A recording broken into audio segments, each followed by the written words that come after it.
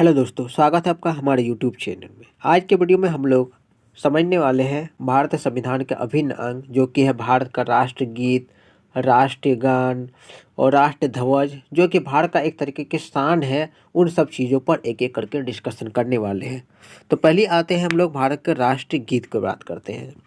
भारत का राष्ट्रीय गीत जो कि हम गाते हैं वंदे मातरम, सुजलांग सुफलांग, है ना। इसे भारत का राष्ट्रीय गीत कहा जाता है। तो ये भारत के लोगों ने किस तरीके से अपनाया, इस चीज़ को हम लोग चलिए जानते हैं। तो भारत का राष्ट्रीय गीत जो है वंदे मातरम है और इसकी रचयिता रहे बंकिम चंद्र चट्टोपाध्याय। ठीक है। शुरुआत में इस चीज़ को बंकिम चंद्र चटर्जी ने संस्कृत और बांग्ला के मिश्रित भाषा में लिखा था। ये कब लिखा था? 1882 में। यह स्वतंत्रता के लड़ाई के समय लोगों को प्रेरणा का स्रोत था। इसे भी भारत के राष्ट्रगान जन मन गण के बराबर ही दर्जा प्राप्त है। इससे पहली बार 1896 में भारतीय राष्ट्रीय कांग्रेस के सत्र में गाया गया था। ठीक है। और इस गीत को गाने का अवधि है 52 सेकंड। यानी राष्ट्रगान जो है, राष्ट्रीय गीत वंदे मातरम है और इस चीज़ को 52 सेकंड में गाया जाता है। लेकिन इसको अपनाने को लेकर शुरू से थोड़ा विवाद रहा था। ठीक है। हालांकि वंदे मातरम पर विवाद है। यह विवाद बहुत पहले से चला आ रहा है।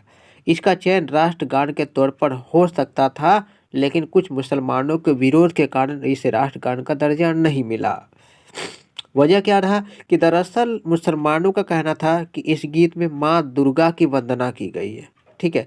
इस गीत में माँ दुर्गा की वंदना की गई है और उन्हें राष्ट्र के रूप में देखा गया है, जबकि इस्लाम में व्यक्ति या वस्तु की पूजा करना गलत माना गया है। इसलिए तत्कालीन नेहरू सरकार ने इसे राष्ट्रगान का दर्जा नहीं दिया था। मेनली मुसलमानों के विरोध के कारण राष्ट्रगान का दर्जा नहीं मिला था शुरू में। इसे राष्ट्र महत्व के हर मौके पर, वर्तमान समय में हर राष्ट्र महत्व के मौके पर गाया जाता है। उसके बाद आ जाते हैं राष्ट्रगान, जो कि वर्तमान में राष्ट्रगान है वो है जन गण मन अधिनायक। ठीक है। ये राष्ट्रगान है। ये भारत का राष्ट्रगान है और जिन्हें अनेक अवसरों पर बजाया जाता है। इसकी रचना करने वाले थे रविंद्रनाथ टैगोर। मूल रूप से ये बांग्ला भाषा में लिखा गया था। बाद में इसका हिंदी और अंग्रेजी में भी अनुवाद कराया गया। ठीक है।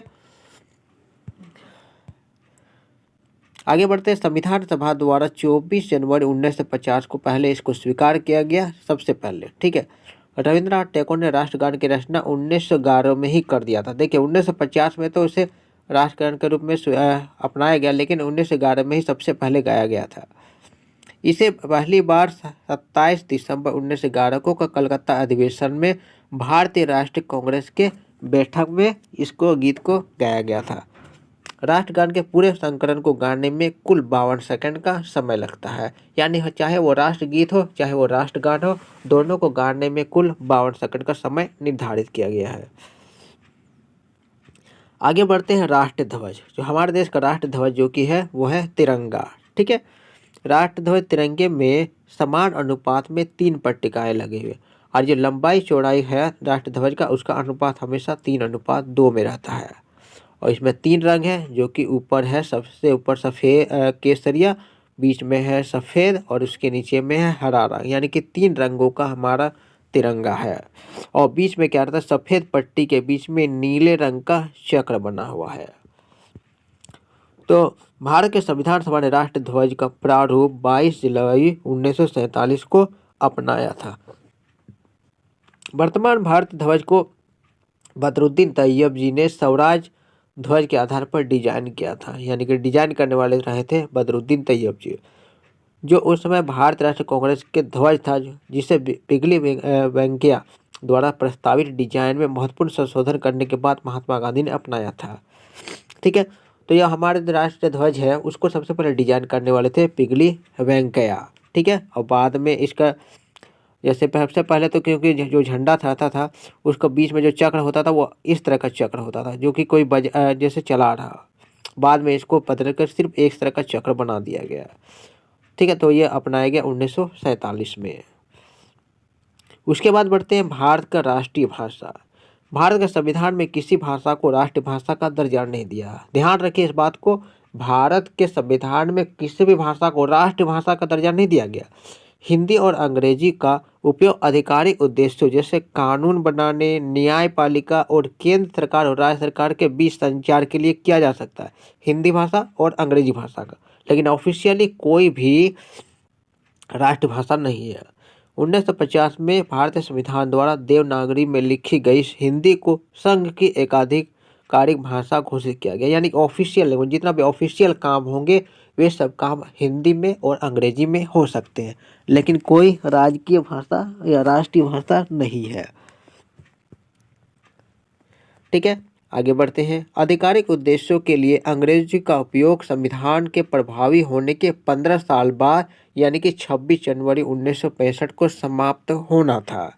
यानी संविधान बनने के बाद यह तय किया गया था कि अंग्रेजी भाषा का प्रयोग अगले 15 साल तक के यानी कि 1965 तक ही किया जाएगा, जब तक कि संसद अन्यथा मतदान न करे। हालांकि इस बदलाव के विचार ने भारत के गैर हिंदी भाषी क्षेत्रों, विशेष रूप से द्रविड़ भाषी राज्यों में बहुत चिंता पैदा कर दी, जिनकी भाषाओं का हिंदी से कोई संबंध नहीं था। परिणाम ये रहा उसका कि आधिकारिक भाषा अधिनियम 1963 संसद द्वारा पारित किया गया, जिसने गारंटी दी गई कि हिंदी और अंग्रेजी का प्रयोग 1965 के बाद भी आधिकारिक यानी ऑफिशियल लैंग्वेज के रूप में प्रयोग किया जाएगा। यानी 1965 के बाद भी अंग्रेजी के साथ और हिंदी दोनों का प्रयोग किया जाएगा। भारत के संविधान में कुछ अनुसूची भाषाओं का वर्णन है। यह ध्यान रखना महत्वपूर्ण है कि हिंदी को भारत का राष्ट्रीय भाषा घोषित नहीं किया गया। यह बहुसंख्यक आबादी द्वारा बोली जाती है। इससे सीधा सा समझ जाएंगे कि भारत का जितना भी आबादी है बहुसंख्यक यानी बहुत सारे लोग, हर जगह के लोग, लगभग हर जगह के लोग हिंदी भाषा बोलते हैं। लेकिन साथ ही भारत में बहुत सारे क्षेत्रीय भाषा भी बोला जाता है। तो इसमें क्या रहता है कि भारतीय संविधान के अनुच्छेद 344(1) और 351 के अनुसार 8वीं अनुसूची में 22 क्षेत्रीय भाषाओं को मान्यता दिया गया। यानी कि भारत के संविधान में 22 क्षेत्रीय भाषा को मान्यता दिया गया और इसे अनुसूचित भाषाएं कहा जाता है।